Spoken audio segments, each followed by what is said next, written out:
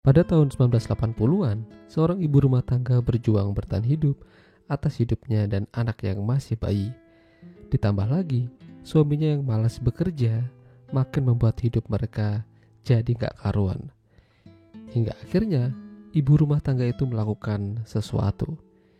Ya, film dengan judul ini yang dirilis pada tahun 2004 yang lalu akan menceritakan kisahnya.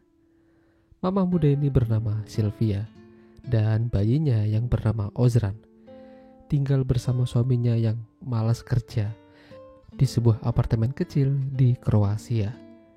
Hampir tiap hari mereka bertengkar terus hingga barang-barang pecah. Sylvia tidak tahan dan mengusir suaminya dari rumah. Dan semenjak itu, Ozran tidak pernah lagi melihat ayahnya. 4 tahun telah berlalu semenjak itu. Mereka kini tinggal berduaan aja. Sylvia memutuskan bekerja menjadi seorang kupu-kupu malam dan siang untuk menyambung hidup. Terkadang, Ozran dititipkan sama kakaknya Sylvia atau pamannya Ozran.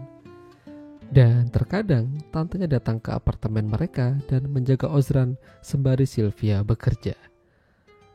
Ozran yang masih kecil terkadang melihat pamannya membawa pria asing ke apartemen. Tahu lah ya mau ngapain. Tapi Ozran tuh masih belum mengerti apa-apa. Beberapa tahun kemudian, Ozran yang sudah sekolah SD mulai mengalami kesulitan.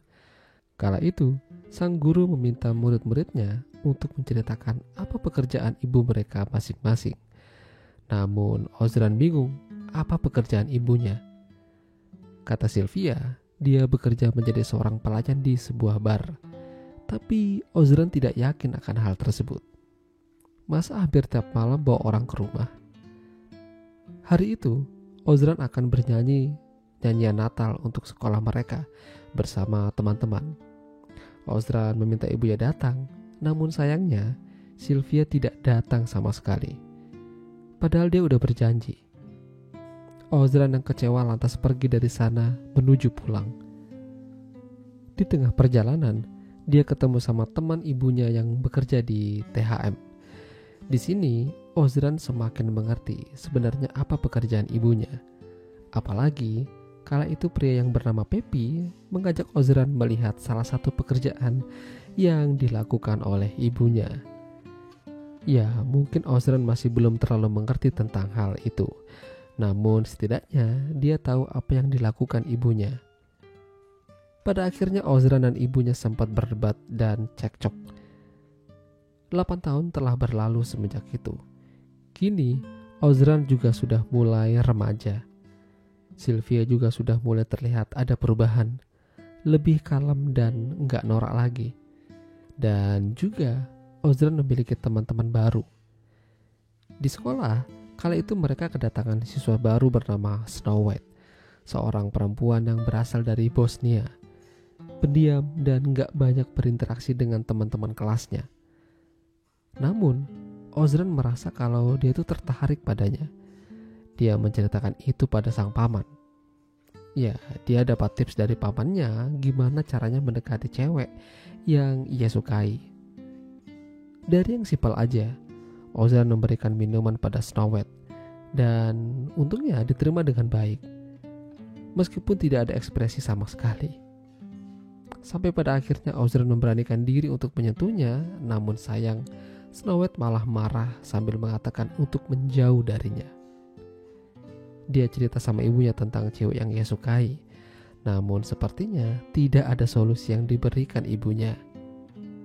Kala itu, Ozran dan pamannya habis belanja, lalu dia melihat seorang cewek yang mirip Snow White. Namun pas didekati, ternyata bukan. Ya, semenjak itu Ozran tidak pernah lagi melihatnya. Perlahan-lahan hidup Sylvia makin nyaman. Kala itu aja dia ngajak Ozran makan mewah di sebuah restoran mahal. Tapi di sini Sylvia berbicara tentang tempat tinggal. Karena Ozran sudah besar dan tidak ada lagi ruang untuk mereka berdua, udah mulai sempit. Jadi Sylvia ingin pisah dengannya dan tinggal di tempat lain. Sylvia akan mengunjunginya sesekali. Mendengar itu Ozran jadi kesal dan pergi. Ya, Esokannya Sylvia dijemput menggunakan mobil mewah dan dia siap pisah dari Ozran. Semenjak itu, Ozran memutuskan untuk bekerja menjadi tukang bersih-bersih di bar tempat di mana ibunya dulu bekerja. Suatu hari, Ozran tidak sengaja ngelihat ibunya lagi makan santai bersama orang lain. Saking penasarannya, dia mengikuti ibunya pakai taksi. Tapi sayang, aksinya ketahuan dan diminta untuk tidak mengikutinya lagi. Ozran lalu kembali bekerja dan kala itu Pepi tidak masuk karena habis dibonyok orang. Jadinya dia menggantikan pekerjaannya untuk sementara. Dia masuk ke ruangan kupu-kupu malam dan di sana ada tante sambungnya yang lagi rebahan dengan gunung kembar yang terlihat sebelah. Ozran sempat diajak begituan dan sempat nyusu, namun dia sadar kalau ini tuh nggak benar. Ya, pada akhirnya dia kabur dan pergi. Ozran kini tahu apa yang benar-benar dikerjakan oleh ibunya. Dia marah dan mulai menyalahkan ibunya. Selama ini dia berbohong.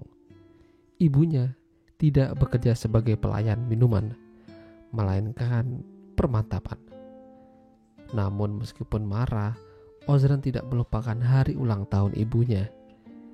Dia membelikan hadiah dan menelpon kontak ibunya, berpura-pura menjadi pelanggan. Dia datang ke alamat yang diberikan, sebuah hotel mewah dan kamar yang eksklusif. Di sana Sylvia udah siap. Namun ketika melihat kalau itu adalah Ozran, dia langsung kaget. Ozran hanya ingin memberikan kado ulang tahun pada ibunya. Tapi Sylvia masih terasa shock dan meminta Ozran untuk keluar dari sana. Sylvia terus mendorong Ozran keluar dari kamar. Tapi sayangnya Sylvia terjatuh dari tangga karena salah pijakan. Alhasil Sylvia gugur. Ozran sedih, tidak tahu harus gimana. Dia mengunci diri di kamar, lalu pamannya datang sambil memeluknya. Ya, meskipun ibunya bekerja menjadi kupu-kupu malam, dia hanya ingin menghidupi anak dan dirinya. Siang malam dia mencari uang hanya untuk masa depan Ozran. Namun kini, Sylvia sudah tenang di sana. Itulah tadi alur cerita filmnya. Jika kalian suka dengan video ini, jangan lupa untuk tinggalkan like dan sampai jumpa lagi.